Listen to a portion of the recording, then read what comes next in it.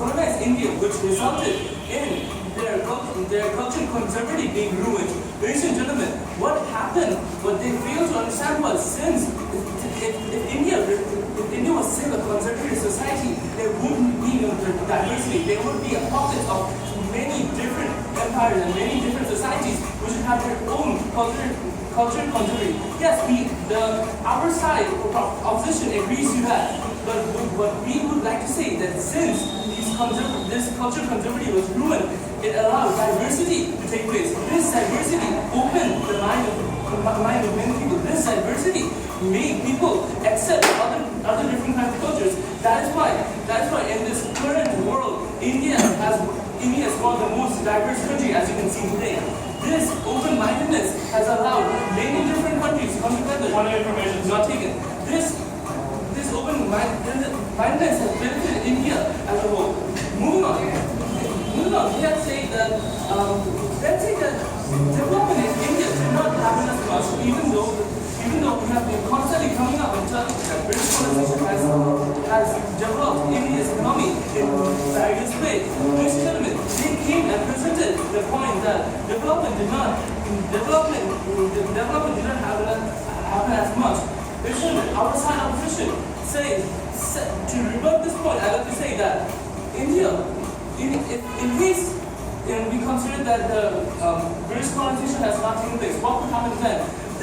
Back then, when the colonization had not happened, India was developing at a much far slower rate related to the Western countries. Since the Western countries took the incentive to come to India to colonize it and to share their resources and their development and their ideas, India has been able to develop. How were they able to develop furthermore? Since the British government has came to India and introduced a formal and a systematic education system.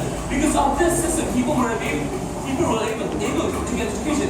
This education led to higher and more benefit to the people and to the country, to the economy as a whole. That is why we would like to make a comparison. If in case the colonization did not happen, then India would be developing at a far slower rate, and this slower rate would be too late, not taken, sir. This rate of development would be too slow for them to catch up later on in the system. Moving on in this debate, we had one major task, which was did the British colonization actually develop India, or did it development benefit India, or did it not benefit India? Ladies and gentlemen, the government side has came up and stated that they antagonized the British as a blood-sucking something. They antagonized the British as bloodsuckers who came to India to suck all the resources away and to use them and to manipulate the economy to make profit. They had stated that India has created internal conflicts and tension among the states just so they can manipulate the situation to take control of India. They said they had exploited the resources and they had control in this economy. Ladies and gentlemen, to this point, our opposition side has already refuted to this point. Our side would like to reinforce the idea which was introduced in the first speaker. We have said that this trade-off which was made in history was worth it. Why was it worth it? Because of this trade-off. India was able to develop to such a great extent that it is now considered as it is now considered one of the most fastest growing economy in Asia. Moving on, how did the colonization actually develop India, ladies and gentlemen? We have come over and said it over and over again that our first speaker has specifically stated that before the colonization took place, India had resources. Yes, information.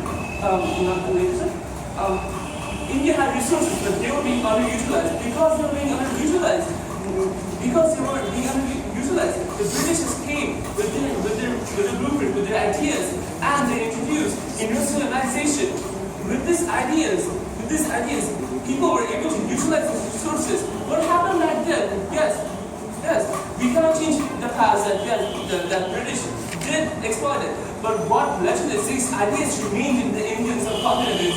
These ideas remained, and based on these ideas, the Indian subcontinent was able to further develop, to have their own ideas and develop, even after the British colony has left it. They had come and told us that how the British colonization has taken away the unity. Ladies and gentlemen, if you recall the history, what happened was that, as stated by our second speaker, that after empires and empires came, the united they fell apart into many little empires, and then there have been bloodshed, and then the new empire come up and united them again. What British colonization did is that they broke down every small pockets of empires and created one large empire. And since they created this, people had to work together. And since they had to work together, they became diversified. Information. How do you deal with the fact that the Indians didn't consent to the restructuring of their whole society from small peaceful communities into one large monolithic society?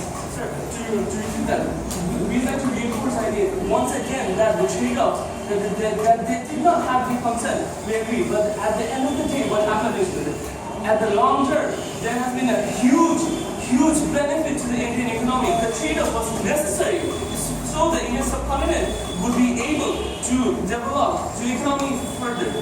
Moving on. Since, as I was talking about unity, since India became unity, bigger, India also have gained. It's not like that India is still not aware of their own image. They became self-aware, and that is why later on, further in history, they stood up to the British colonization and they became independent. Moving on, the last point given by our second video was infrastructure.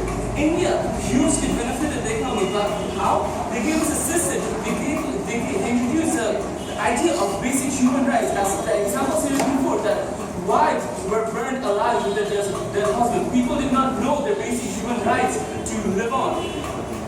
The British government has came up and set up a very systematic government, and not just a systematic government. As said before, the main benefit the system did was introduce education, introduce systematic education, which, as said, which I have already said before, has led to a very huge increase in the economy. That's why I like to end this debate by saying that at the end of the day, let's think back. Was the trade was really worth it? Was being oppressed at the first place, but then being able to develop as more of a fast-growing economy was successful? Yes, the trade-off was worth it, ladies and gentlemen.